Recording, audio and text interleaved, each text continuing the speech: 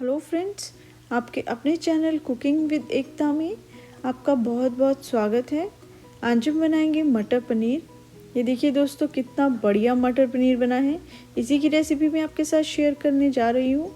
आज हम जो मटर पनीर की रेसिपी बनाएंगे वो एकदम घर में जो इजीली अवेलेबल मसाले होते हैं जिन्हें हम रोज़ाना यूज़ करते हैं उसे डाल करके बनाएंगे। बहुत ही बढ़िया बनता है और बहुत ही आसानी से भी जल्दी बन जाता है। रेसिपी आपको पसंद आए तो चैनल को सब्सक्राइब कर दें और बेल आइकन का बटन दबा दें, जिससे कि आने वाली हर एक नई वीडियो का नोटिफिकेशन आपको मिलता रहे। तो आइए जल्दी से देखते हैं इसे बनाने के लिए हमें क्या क्या चाहिए।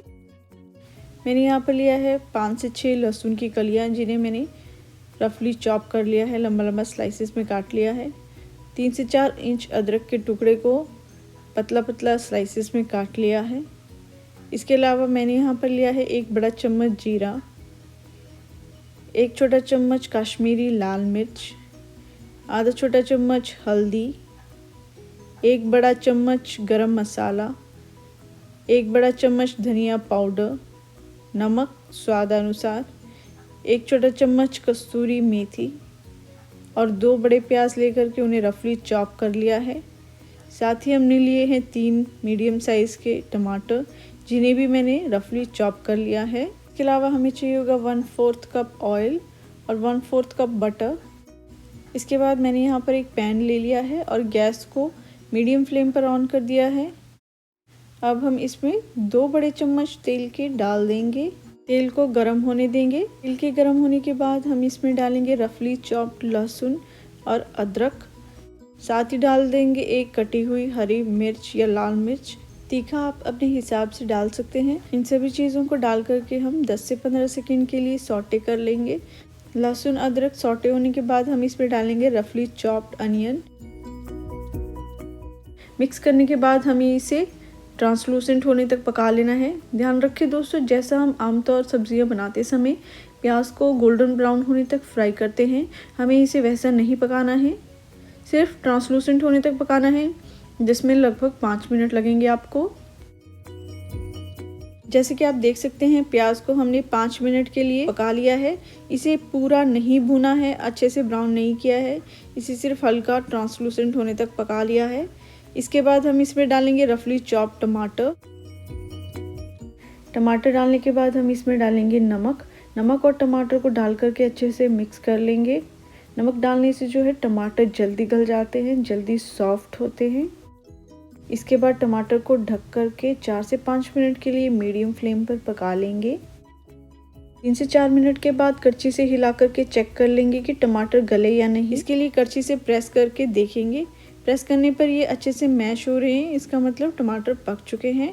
हमें टमाटर को इतना ही पकाना है, इतने ही सॉफ्ट हमें टमाटर चाहिए। इसके बाद हम इसे थोड़ी देर के लिए ठंडा होने के लिए रख देंगे और फिर इसका प्यूरे बना लेंगे। प्याज और टमाटर के तड़के को हमने मिक्सर के जार में निकाल दिया है और साथ ही मैंने ऐड किया है 1/4 कप के करीब पानी। अब हम इसका प्यूरे बना लेंगे। टमाटर और प्याज का जो तड़का था उसे हमने अच्छे से प्यूरे कर लिया है। ग्रेवी बनाने के बाद हमें चाहिए होगी एक पैन या फिर कढ़ाई। उसे हम गैस पर मीडियम फ्लेम पर रखेंगे। इसके बाद हम इसमें डालेंगे 4 से 5 बड़े चम्मच तेल डाल करके हम इसे अच्छे से गर्म होने देंगे। तेल अच्छे से गर्म हो चुका है।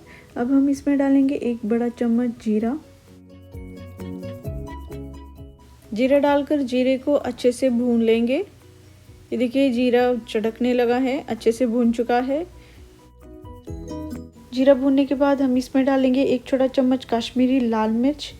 ध्यान रखें, मिर्च जल सकती है। मिर्च जले ना, इसके लिए हमने टमाटर और प्याज का प्यूरी जो तैयार किया था उसे हम तुरंत मिर्च डालने के बाद डाल देंगे।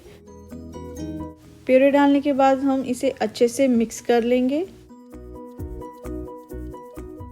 मिक्स करने के बाद देखिए, ग्रेवी इस तरह से दिखेगी। कितनी बढ़िया ग्रेवी बनी है हमारी।